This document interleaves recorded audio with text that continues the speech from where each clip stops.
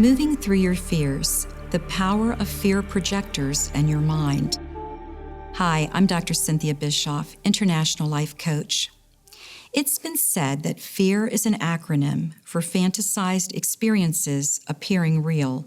And that's pretty accurate because most of what we fear is unlikely to happen. We create our own fears, and we are affected by the fears and comments of others. So let's take a look at how this plays out. You know that your own fears affect your relationship to the world, but how do other people affect your sense of your world? How might they contribute to your fears? I've used the term fear projectors to describe people who want you to choose safety over risk, and they seem to be aligning themselves with your best interest. Usually they're unconsciously projecting their own fears onto you. And for this reason, you have to be careful not to accept their fear-based ideas as your own. So here's an example. You've decided you need to end a relationship because it's not working. It's constantly painful, you've given a great deal of thought to this, and you've weighed it out. And your friend, the fear projector, says, "Are you crazy? What are you going to do to take care of yourself? You can't survive on your own. It's better to stay so that you have some security."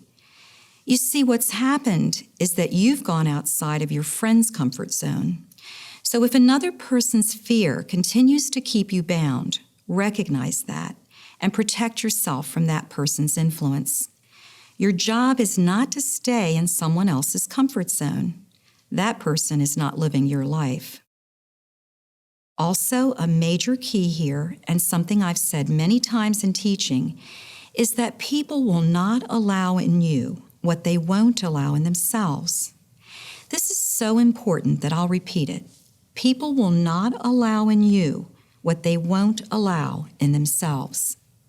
So if you're taking someone out of their comfort zone, then they may respond by filling you with what are really their own fears. What types of questions do they typically ask you when you've decided to change something? Well, questions like, "Are you sure you want to do that?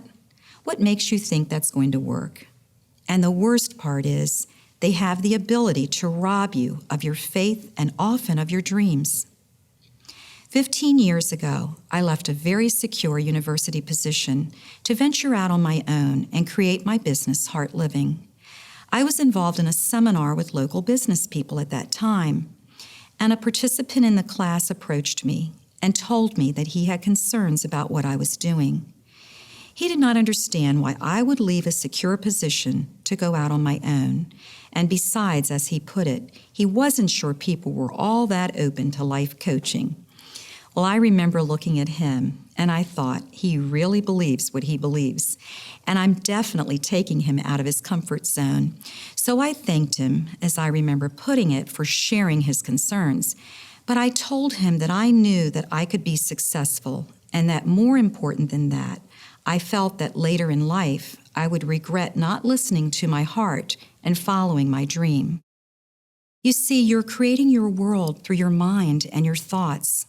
So you have to look at some of the mind traps you might fall into regarding the influence of your fears and the fears of others.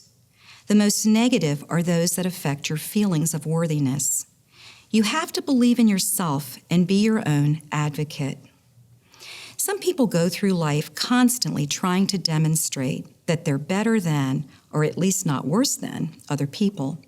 These kind of mental traps are very self-defeating thoughts that will keep you stuck or in fearful states.